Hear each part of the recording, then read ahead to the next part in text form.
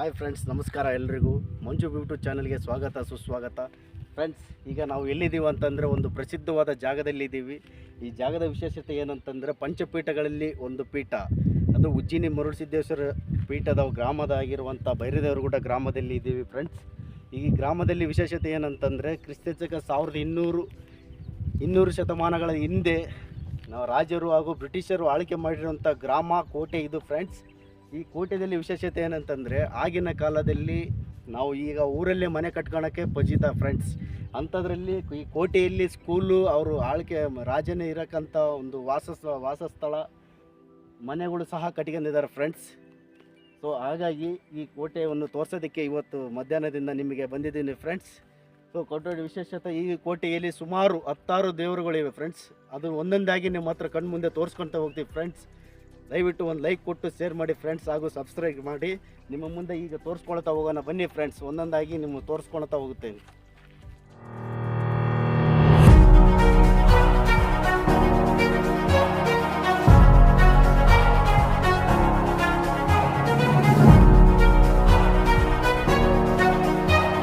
ನೀವು ನೋಡ್ಬೋದು ನನ್ನ ಗ್ರಾಮ ಅಷ್ಟೇ ಅಲ್ಲ, ಈ ಸ್ವಾಮಿಯ ಪೀಠಕ್ಕೆ ಸಂಬಂಧಪಟ್ಟಂಥ ಗ್ರಾಮಗಳೆಲ್ಲ ಸಹ ಇನ್ನು ಎತ್ತರಕ್ಕೆ ಹೋದಂಗೆಲ್ಲ ಶ್ರೀ ಕೊಟ್ಟೂರೇಶ್ವರ ಹಾಗೂ ಶ್ರೀ ಗಣಗಟ್ಟಿ ಮಾಯಮ್ಮ ಪಂಚಪೀಠಕ್ಕೆ ಒಂದಾದಂಥ ಎಲ್ಲ ಗ್ರಾಮಗಳು ಸಹ ಈ ಒಂದು ಬೆಟ್ಟದಲ್ಲಿ ನಿಂತಲ್ಲೇ ಕಿರುಚಿಕೊಂಡು ನೋಡ್ಬೋದು. ಫ್ರೆಂಡ್ಸ್, ಅಂಥ ಬೆಟ್ಟ ಇದು. ಬನ್ನಿ ಫ್ರೆಂಡ್ಸ್, ನೋಡಿ ಕಾಣಿಸ್ತಾ ಇದೆ ನಮ್ಮ ಗ್ರಾಮ.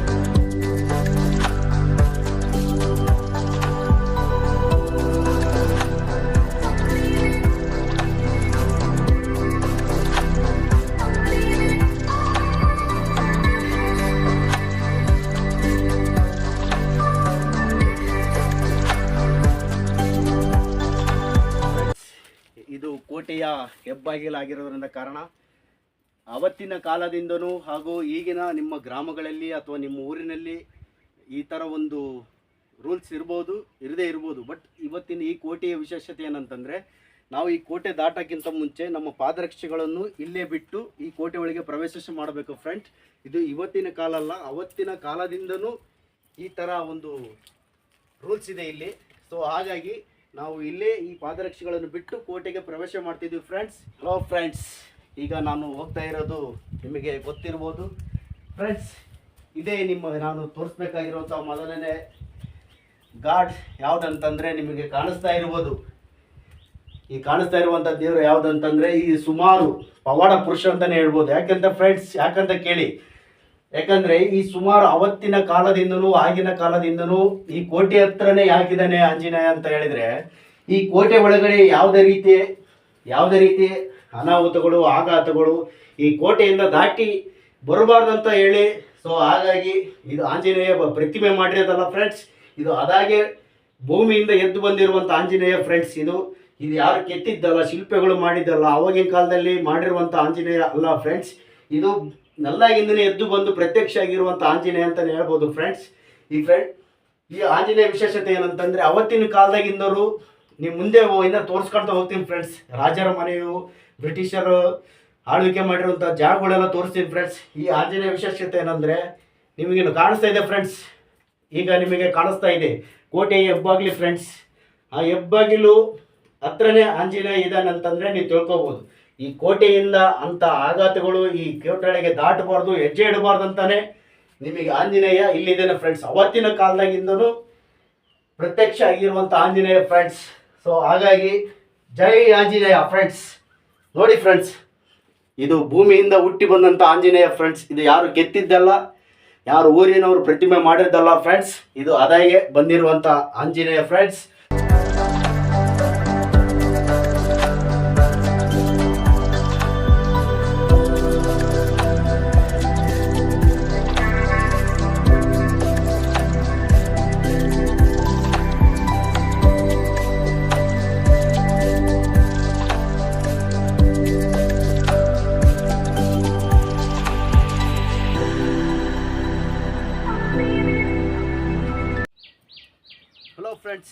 ಮತ್ತೊಂದು ವಿಷಯ ಏನಂತಂತಂದರೆ ಕಾಲಭೈರವಕ್ಕೆ ಹೋಗೋಕ್ಕೆ ದರ್ಶನ ಮಾಡೋಕ್ಕಿಂತ ಮುಂಚೆ ಇನ್ನೊಂದು ವಿಶೇಷ ಏನಂದರೆ ಫ್ರೆಂಡ್ಸ್, ಇಲ್ಲಿ ಕಾಣಿಸ್ತಾ ಇದೆ ಫ್ರೆಂಡ್ಸ್, ನಿಮಗೆ ಈ ಒಂದು ಕೋಟೆ ಕಾಣಿಸ್ತಾ ಇದೆ.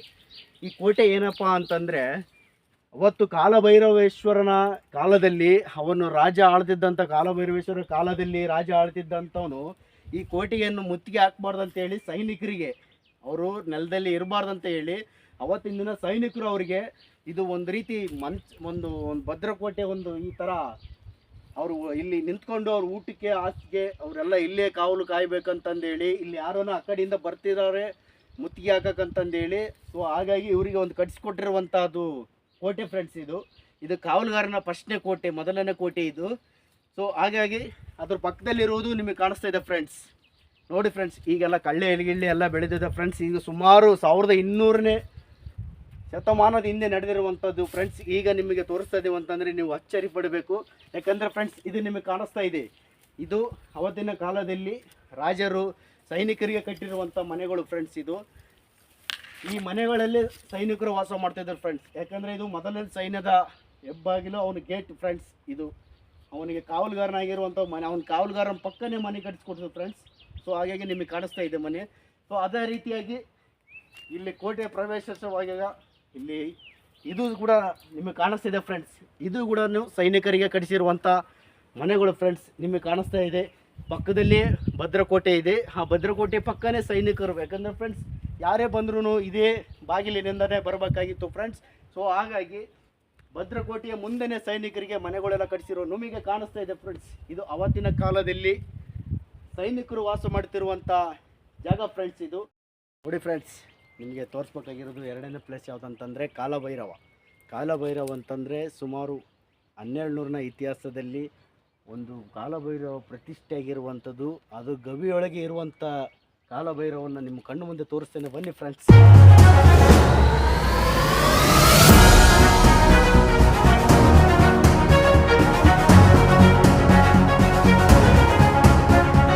ಹೋಗ್ಬೇಕಂತಂದರೆ ಬಕ್ಕೊಂಡೇ ಹೋಗ್ಬೇಕು, ಯಾಕಂದರೆ ಎತ್ತರವಾಗಿ ಅಲ್ಲಿ ಈ ಗವಿ ಇರೋದ್ರಿಂದ ಕಾರಣ.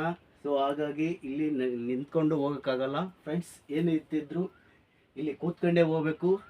ಬನ್ನಿ ಫ್ರೆಂಡ್ಸ್, ಕೂತ್ಕೊಂಡೆ ಏನೇ ಕಷ್ಟ ಆದರೂ ನಿಮ್ಮ ಕಾಲಭೈರವನ್ನ ತೋರಿಸ್ತೀನಿ, ಬನ್ನಿ ಫ್ರೆಂಡ್ಸ್. ನೋಡಿ ಫ್ರೆಂಡ್ಸ್, ನಿಮಗೆ ಕಾಣಿಸ್ತಾ ಇದೆ ಕಾಲಭೈರವ ಅಂತಂದ್ರೆ ಯಾಕೆ ಪ್ರಸಿದ್ಧವಾಗಿರೋದು ಅಂತಂದರೆ, ಈ ಥರ ಒಂದು ಗವಿಯೊಳಗೆ ನೆಲೆಸಿರುವಂಥ ಕಾಲಭೈರವ ಫ್ರೆಂಡ್ಸ್. ನೀವು ನೋಡ್ತಾ ಇರೋರು ಫ್ರೆಂಡ್ಸ್, ನಿಮ್ಮ ಜಗದ್ಗುರು ಮಹಾಸಿದ್ದೇಶ್ವರ ನಿಮಗೆಲ್ಲ ಗೊತ್ತಾಗಿದೆ.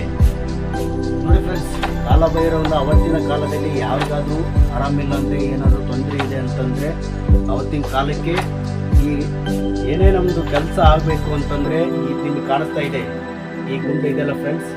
ಇದು ಬರೀ ಗುಂಡು ಅಷ್ಟೇ ಅಲ್ಲ ಫ್ರೆಂಡ್ಸ್, ನಿಮ್ಗೆ ಏನೇ ಕೆಲಸ ಆಗಬೇಕು ಅಂತಂದರೆ ಈ ಗುಂಡನ್ನು 3 ಸಲ ಎತ್ತಿದ್ರೆ, ನಿಮ್ಮ ಮನಸ್ಸಲ್ಲಿ ನೆನೆಸ್ಕೊಂಡು ಎತ್ತಿದ್ರೆ ಕೆಲಸ ಆಗುವಾಗಿದ್ದರೆ ಆರಾಮಾಗಿ ಎದ್ದೊಳುತ್ತೆ ಫ್ರೆಂಡ್ಸ್.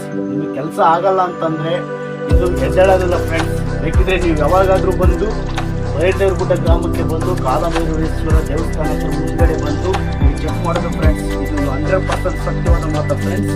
ಇದು ಅವತ್ತಿನ ಕಾಲದಿಂದನೂ ಈಗ ಮಾಡಿರುವಂಥ ಅಂತಲೂ ಅಲ್ಲ ಫ್ರೆಂಡ್ಸ್, ಇದು ಅವತ್ತಿನ ಕಾಲದಲ್ಲಿರುವಂಥದ್ದು ಫ್ರೆಂಡ್ಸ್. ಸೊ ಹಾಗಾಗಿ ನಿಮಗೆ ಕಾಣಿಸ್ತಾ ಇದೆ ಫ್ರೆಂಡ್ಸ್, ಕಾಲಭೈರವೇಶ್ವರ ನೀವು ದರ್ಶನ ಮಾಡ್ಬೋದು ಫ್ರೆಂಡ್ಸ್. ಇದು ಅವತ್ತಿನ ರಾಜರ ಕಾಲದಲ್ಲಿ ಹಾಗೂ ಮುರುಡಸಿದ್ದೇಶ್ವರನ ಕಾಲದಲ್ಲಿ ಫ್ರೆಂಡ್ಸ್, ಇದು ಗವಿ ಒಳಗಿರುವಂಥ ದೇವಸ್ಥಾನ ಫ್ರೆಂಡ್ಸ್. ಇದು ಅಚ್ಚರಿ ಮೂಡಿಸ್ಬೋದು ಫ್ರೆಂಡ್ಸ್. ನಿಮಗೆ ಹೇಗೆ ಈ ಥರ ನೋಡಿ ಫ್ರೆಂಡ್ಸ್, ನಿಮಗೆ ಕಾಣಿಸ್ತಾ ಇದೆ ಈಗ ಗವಿ, ನಾವು ತೋರಿಸ್ತಿರುವಂಥ ಗವಿ ನಿಮಗೆ ಕಾಣಿಸ್ತಿದೆ ಫ್ರೆಂಡ್ಸ್. ಅದು ಗವಿ ಈ ಕಡೆ ಮುಳುಗಿಲ್ಲ, ಈ ಕಡೆ ಕೋಟೆಗಳು ಇರ್ಬೋದು ಫ್ರೆಂಡ್ಸ್. ಆ ಥರ ಒಂದು ಜಾಗ ಇದೆ ಫ್ರೆಂಡ್ಸ್. ಯಾರು ಒಳಗೆ ಯಾರು ಸಾಧ್ಯ ಇಲ್ಲ. ಅವತ್ತಿನ ಕಾಲದಲ್ಲಿ ರಾಜರು ಹಾಗೂ ಬ್ರಿಟಿಷರು ಆಳ್ವಿಕೆ ಇರೋದ್ರಿಂದ ಕಾರಣ ನಮ್ಮ ಕನ್ನಡದವರು ತಪ್ಪಿಸ್ಕೊಳ್ಳೋಕೆ ಇದು ಮಾಡ್ಕೊಂಡಿರುವಂಥ ಜಾಗ ಫ್ರೆಂಡ್ಸ್. ಇದು ನೋಡಿ ಫ್ರೆಂಡ್ಸ್, ನಿಮ್ಮ ಕಣ್ಣು ಮುಂದೆ ಕ್ಲಿಯರ್ ಕಟ್ಟಾಗಿ ಕಾಣಿಸ್ತಿದೆ ಕಾಲಭೈರವ ಅಂತಂದರೆ ಸುಮ್ಮನೆ ಅಲ್ಲ ಫ್ರೆಂಡ್ಸ್, ಎದೆ ನಡುಗುತ್ತೆ. ಆ ಥರ ಬಂದಂಥ ದೇವರ ಫ್ರೆಂಡ್ಸ್. ಊಟ ಸ್ನಾನ ಮಾಡುವ ಸ್ಥಳ, ರಾಜರು ಊಟ ಮಾಡುವ ಸ್ಥಳ, ಹಾಗೂ ರಾಜರು ಸ್ಕೂಲು, ರಾಜರ ಮನೆಗಳು ಇನ್ನೂ ತುಂಬಾನೇ ಇದೆ ಫ್ರೆಂಡ್ಸ್. ನಿಮಗೆ ತೋರಿಸೋದು, ಬನ್ನಿ ಫ್ರೆಂಡ್ಸ್, ಒಂದೊಂದಾಗಿ ನೋಡ್ಕೊಳ್ತಾ ಹೋಗೋಣ.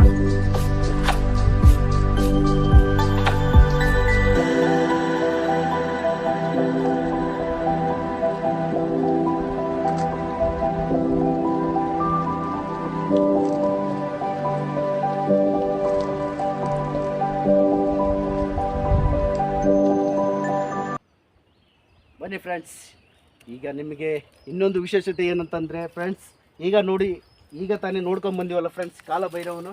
ಆ ಕಾಲಭೈರವನ ಕಾವಲಿಗಾಗಿ ಅವತ್ತಿನ ಕಾಲ ರಾಜರೊಬ್ಬರನ್ನ ಕಾವಲಿಗಾಗಿ ಇಟ್ಟಿದ್ದ ಫ್ರೆಂಡ್ಸ್. ಆ ಕಾವಲುಗಾರ ಯಾರು ಅಂತಂದರೆ ನಿಮ್ಮ ಕಣ್ಣು ಮುಂದೆ ಕಾಣಿಸ್ತಾ ಇದೆ ಸರ್ ಫ್ರೆಂಡ್ಸ್.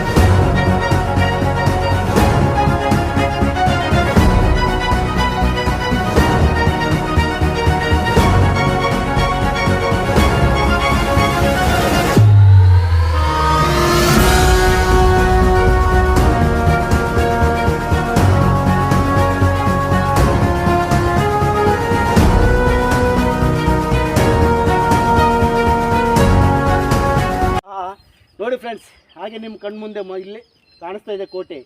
ಅಷ್ಟು ದೊಡ್ಡ ಕೋಟೆ ಕಟ್ಟಕ್ಕೂ ಸಹ ಯಾವುದೇ ಜಲ್ಲಿ ಸಿಮೆಂಟು ಮಿಕ್ಸ್ ಮಾಡಿ